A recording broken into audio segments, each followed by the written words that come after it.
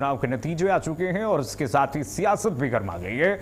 कोई इसे बिहार की बदलती राजनीति का संकेत बता रहा है तो कोई इसे सत्ता के खिलाफ जनादेश घोषित कर रहा है। लेकिन बड़ा सवाल है कि क्या एक उपचुनाव से पूरे राज्य का राजनीतिक मूड तय किया जा सकता है? पूरे देश का राजनीतिक मूड तय किया जा सकता है? क्या बांकीपुर का फैसला बिहार की दिशा तय करता है या फिर यह सिर्फ एक स्थानीय चुनाव का परिणाम है? आइए तथ्यों के आधार पर समझते हैं कि आखिर पूरा माजरा क्या। रिपोर्ट देखी जरा।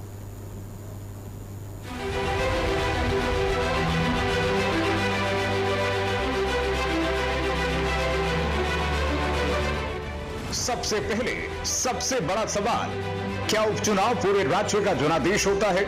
जवाब है नहीं। उपचुनाव किसी सरकार को चुनने के लिए नहीं होता, बल्कि केवल एक विधायक चुनने के लिए होता है। ऐसे चुनाव में सारे मुद्दे, उम्मीदवार की लोकप्रियता, संगठन की सक्रियता और क्षेत्रीय समीकरण सबसे अहम भूमिका निभाते हैं। इसलिए किसी एक सीट के नतीजे को पूरे बिहार का राजनीतिक रुझान मान लेना उचित नहीं माना जा सकता।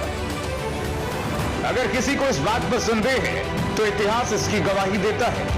साल 2018 उत्तर प्रदेश के गोरखपुर और फूलपुर लोकसभा उपचुनाव में भाजपा को हार का सामना करना पड़ा था।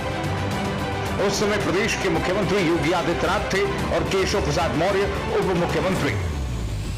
उस हार के बाद विपक्ष ने बड़े बड़े राजनीतिक निष्कर्ष निकाले, लेकिन कुछ ही महीनों बाद तस्वीर पूरी तरह से बदल गई। 2019 के लोकसभा चुनाव में भाजपा ने उत्तर प्रदेश में शानदार प्रदर्शन किया और 2022 के विधानसभा चुनाव में फिर सरकार बना ली।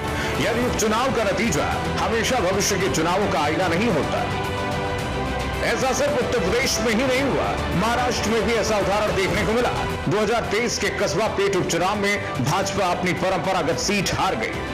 उस समय इसे भाजपा के लिए बड़ा राजनीतिक झटका बताया गया, लेकिन अगले ही विधानसभा चुनाव में भाजपा ने न सिर्फ कस्बा पेट सीट वापस जीत ली, बल्कि भाजपा के नेतृत्व वाले एनडीए ने 232 सीटों के साथ बड़ी जीत दर्ज की और भाजपा राज्य की सबसे बड़ी पार्टी बनकर उभरी। यानी उपचुनाव का परिणाम हमेशा आगे होने वाले चुनाव का संकेत नहीं होता। अब बात बांकीपुर की। इस उपचुनाव में मतदान हुआ सिर्फ 34.24%। अब सवाल है, क्या इतने कम मतदान के आधार पर पूरे बिहार का राजनीतिक मूड तय किया जा सकता है? आम चुनाव और विधानसभा चुनाव की तुलना में उपचुनाव में मतदान का प्रतिशत अक्सर कम रहता है। कई मतदाता मतदान के लिए घरों से बाहर नहीं निकलते। ऐसे में चुनाव का परिणाम सीमित मतदान के आधार पर तय होता है। यही वजह है कि चुनाव विशेषज्ञ भी उपचुनाव के नतीजों को पूरे राज्य की जनभावना का प्रतिबिंब मानने से बचते हैं। अब बात उस मुद्दे की जो लगभग हर चुनाव के बाद चर्चा में आ जाता है, ईवीएम।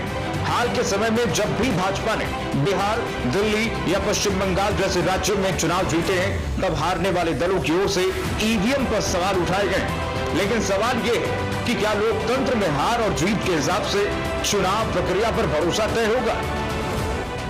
यदि किसी चुनाव में जीत मिलने पर ईवीएम पर भरोसा किया जाता है, तो हार मिलने पर उसी व्यवस्था पर सवाल उठाना लोकतांत्रिक संस्थाओं की विश्वसनीयता पर प्रश्न खड़ा करता है। चुनावी नतीजों को स्वीकार करना लोकतांत्रिक परंपरा का हिस्सा है। हार या जीत के आधार पर चयनात्मक तरीके से ईवीएम पर सवाल उठाना लोकतांत्रिक व्यवस्था को कमजोर करता है। बांकीपुर उपचुनाव के नतीजे राजनीतिक दलों के लिए एक संदेश जरूर है, लेकिन इन्हें पूरे बिहार का जनादेश मान लेना जल्दबाजी होगी। भारतीय राजनीति का इतिहास बताता है कि उपचुनाव अक्सर स्थानीय मुद्दों और परिस्थितियों से प्रभावित होते हैं, जबकि बड़े चुनावों में जनता व्यापक मुद्दों पर अपना फैसला सुनाती है। इसलिए बांकीपुर के नतीजों का विश्लेषण भी तथ्यों और राजनीतिक परंपराओं के आधार पर होना चाहिए, न कि जल्दबाजी में निकाले गए निष्कर्षों के आधार पर। Bureau report, Bharat update.